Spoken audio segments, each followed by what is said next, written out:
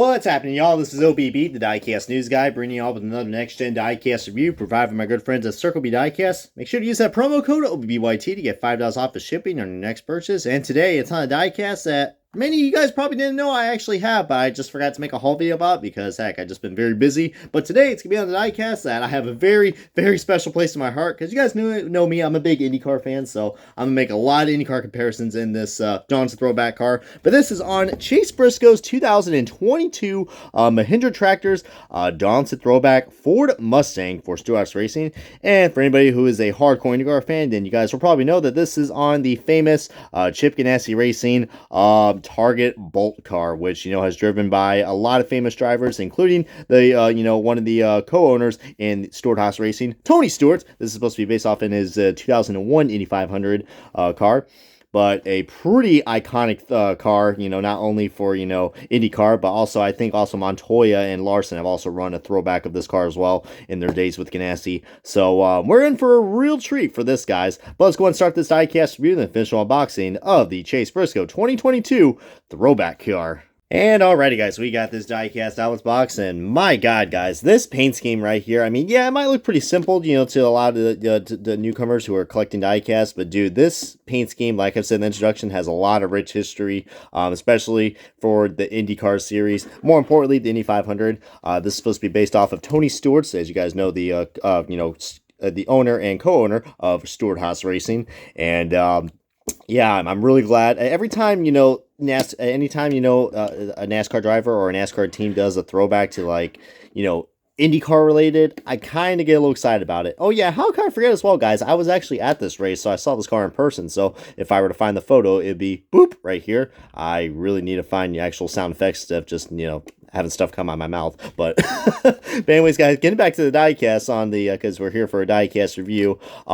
Yeah, this car really did stood out in person. I mean, especially, as you guys know, this is supposed to represent the iconic bolt scheme that, the Target Indy cars used to drive, and mostly be well known for. I mean, Juan Pablo Montoya did one, I believe, was in the Indy 500 in this paint scheme after all. Or, I'm sorry, livery. But you know what I mean, guys. I mean, we're all, motorsports fans here, so we can, when we mean by livery, we mean paint scheme. So, but like I said, for all you NASCAR fans out there, which I know majority are watching, you guys are going to recognize that Kyle Larson and Juan Pablo Montoya both drove a car like this in their days in Chip Ganassi Racing at the Brickyard. So what does that tell you right there? That tells you right there that this car has a lot of great history, and yeah, it's definitely a great throwback, guys. It's supposed to represent Tony Stewart's 2001 Indy 500 ride, which he actually ran pretty well in this and led 13 laps, and I think he started 7th and finished 6th in this race. So he had some pretty good luck in this car. I can't really say that about Chase Briscoe, guys. I mean, yeah, he did got his first official win, which is at Phoenix, which I still haven't picked up that diecast. Probably will, because I do love the race win diecast. It's just me, just that official tractor of Tough logo looks a little cockeyed, but I love how the bolts are lined up right here in the front. You see the little hood vents as well. Very nice. Just look at that. Does that not just scream aggression right there? I mean, well, probably the only time we saw Chase Briscoe being aggressive was with the Indy Road Course in 2021 when he spun out Hamlin, and of course what happened at the Bristol Dirt Race. So, but I still like Briscoe. I mean, he has a lot of respect, and for him being an Indiana native as well, throwing it back to his boss's old IndyCar ride. I gotta admit, you can't get any more better than that. And look at that, this car has a working suspension. But that's the lineup quality that we got right there. My God, I don't know how they are able to do that. But heck, working suspension, I guess, is a plus now. But I love the yellow, accents with the bolts. And you see even the outline of the 14's also in that bright, it's kind of like it's not really like a Dayglow yellow, but it looks really nice, guys. It kind of screams like, hey, that's a bolt. Yeah, that looks electrifying. All right, that's a bad pun, Brian. But yeah, you see the bolt pretty much extends right there. It's a pretty basic car. I guess you could say it's more of a basic bitch car. But yeah, back to what I was trying to say. Yeah, Briscoe didn't really have the best luck in this car, guys. As you guys know, he, I believe, coming down to pit stops, I think when it came down to, the closing laps of the second or third stage, he did scrape the wall and got his Donson stripe, but it's kind of hard to get the Donson stripes because you can see just how these cars are, shaped. Because the fenders kind of stick out a lot more, which, they do look nice, but man, when you really get up close to these next-gen cars, I mean, I've been to 5 races last year, so I really know how these next-gen cars are. I mean, they are wide as fuck, man. But my God, guys, I mean, a lot of people are going to look at this throwback and be like, nothing too crazy, but the IndyCar side of me to saying, hey, you know, I love it, and I love it a lot.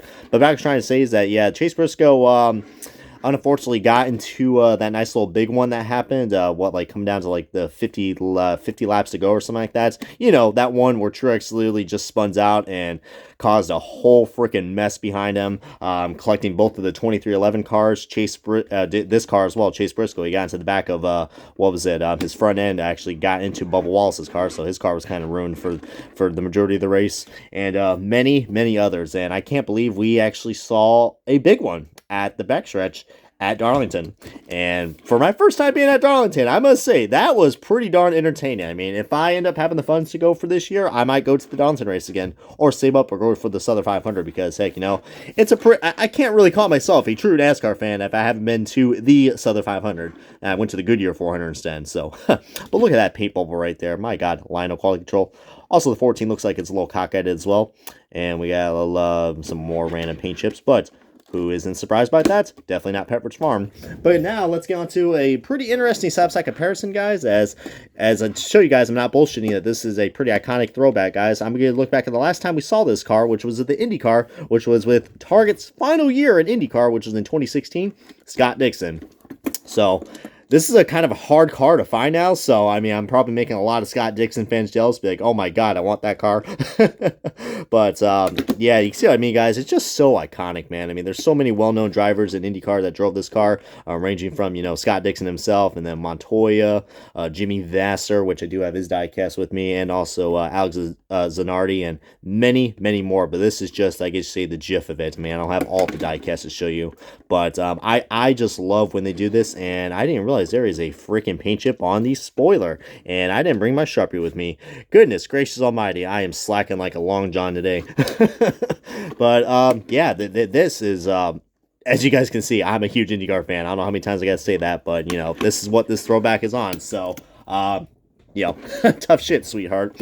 But then here is the Jimmy Vasser throwback, which I believe was from, I don't know, the packaging when I got the car, I think it said 97. I know Rob and David are giving me a hard one, be like, well, technically that's not it, but you know what I mean, somewhere in that range, back where, you know, we had the split going on.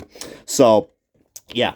This is, it's iconic. What more can I say about it right there, guys? I'm just glad I went to this Darlington race and I saw the Bolt car in person. Even though it's a throwback, it still is pretty darn awesome. I mean, well, technically, you know, I have been to, you know, a few 2016 races as well for IndyCar, but still, seeing it on a NASCAR stock car, I must say, that is quite damn awesome. But feel free to comment below if you have anything to share about this car, and if you guys have any memories about the Bolt car, comment below, whether with NASCAR or IndyCar. I really want to hear you guys' thoughts and opinions, and this is probably a Briscoe car I would recommend picking up, guys.